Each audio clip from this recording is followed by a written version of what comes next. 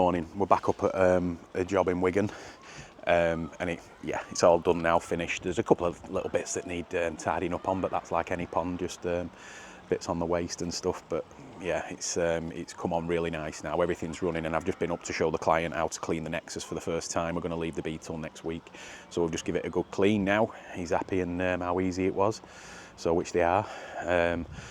So yeah, but like I said, with when you're doing the first cleans on the pond, especially if you're using Nexus and advanced, is that because the media takes so long to get buoyant, and it really doesn't happen fast until you've got the fish in.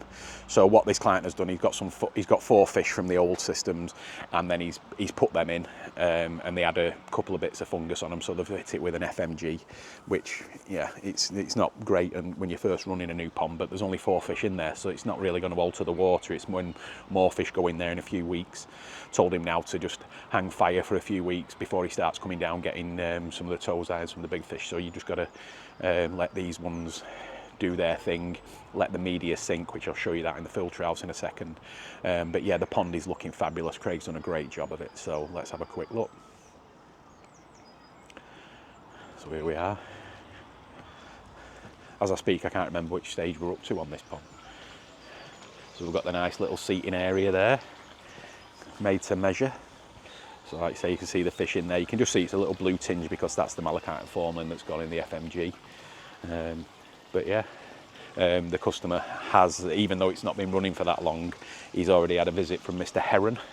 So we've just had to de-net it. So, but I think they'll give up on this pond quite quickly because it's just straight sides and whatnot. So it's not. So you can see now exactly. I keep telling this to people who put blades in. As soon as you get a little bit of wind, it really does blow them out a little bit. It's all right now, but like I said, as soon as a little bit of a gust, then that's it. So, but yeah, it looks well. And also you've got to remember with the blade as well, is that area behind the blade is going to go green. It's just going to go green and green. So you either got to keep on top of cleaning it or just let nature take its course. So, but the pond is looking, I love the brick. The brick's shiny as well. I love it. So we've got the 2 plastic herons. Yeah, always makes me laugh with the ponds, you know what I mean? Build these magnificent koi ponds and then the heron still comes down and ruins it for everybody. So, and it's also got the lights on it. See that with the water now, with the blade. That's why I don't like them. I know they're a nice feature, but they're never nice. So, got the second window there, all looking good.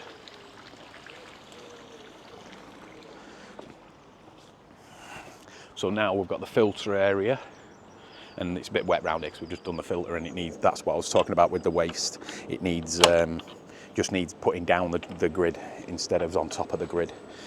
So that's in there, and I'll show you this now. They've put these struts on. So under here, somewhere, where are we? Find it. Under here, we've got a bolt. You see it there. So it's just the bolt, and then sort of like, you know, with one hand, straight up, and there we have it. So we've got the Nexus that we've just cleaned. So as you can see here, there's air going round all the way through. Just needs just a tiny little bit more jiggering about, and then we've got the Nexus. But once all this starts, you see the air coming up now. It's once it all starts to sink, then that'll be all nice. So the Nexus has just been cleaned. It didn't really need a clean, but it's nice to show the client. And also we do need a little bit of a water change in the system. So all that's running well. We've got the bead on there, which I'm just looking at the skimmer now. So we're going to put some more holes in the bottom of the skimmer plate, because sometimes, depending on what the system is, when you do a clean, you take it down below the range of the skimmer, the height of the skimmer. So we're just going to put some more holes in the bottom of that, which will solve that. 4 holes with the 1/2-inch holes will be absolutely fine. So yeah, what I was saying there, it just needs connecting down the drain instead of on top of the drain. So, but yeah, so there's 4 returns going back into this pond, including not including the blade.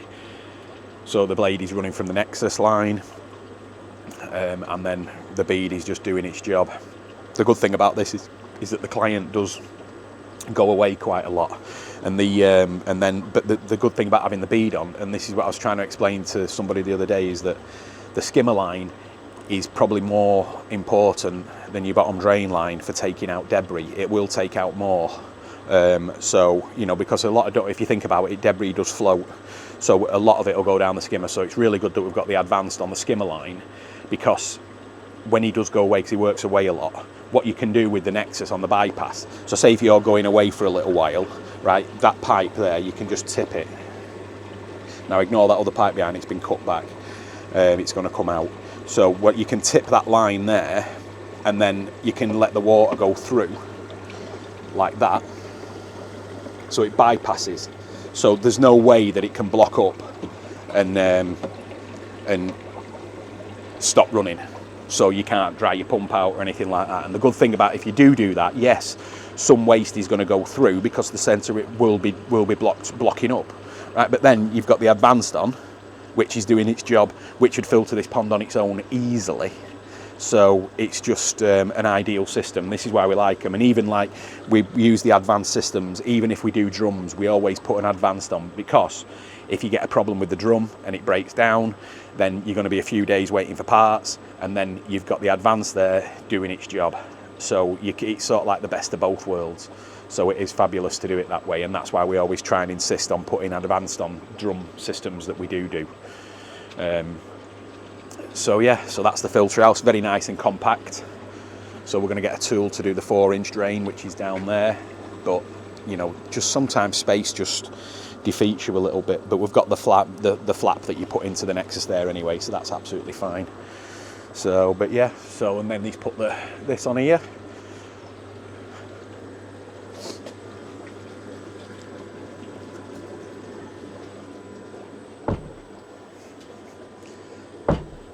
Just lock that back in.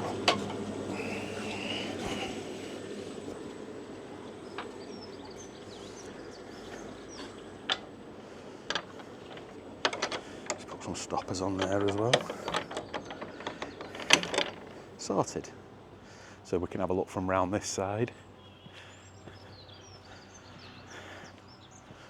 So they've done all the gardening as well, all the things. So it does look $1 million now.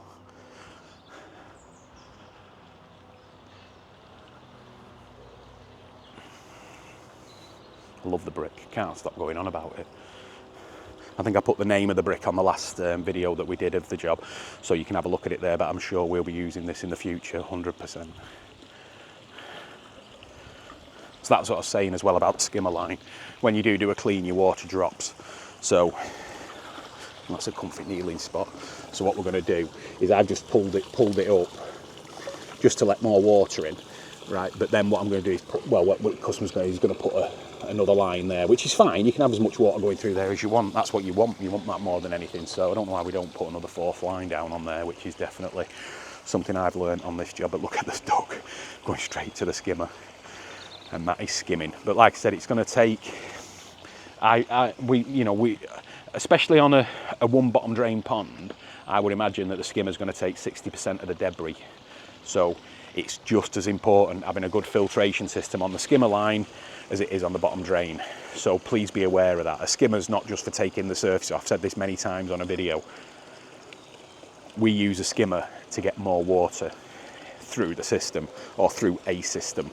So, and it's vital that you get a good filtration system, and especially if you're working away or you don't want to clean it out as much, because with the Nexus on this, which is more than enough to filter this pond, the bead will be, it's sort of like not a backup as such, because it's doing more work, but it can do a lot bigger capacity. So, and that's why it's always good to have one on the system. And like I said, even if you put the Nexus and the bead next to each other, and the cost for the pumps and everything, I still think you're cheaper than a drum anyway. So, you know, you're getting best of both worlds. And, you know, for a 3,300 gallon pond, which is what this is, it might be overkill, but it's just going to be hassle free. So it's going to be fabulous.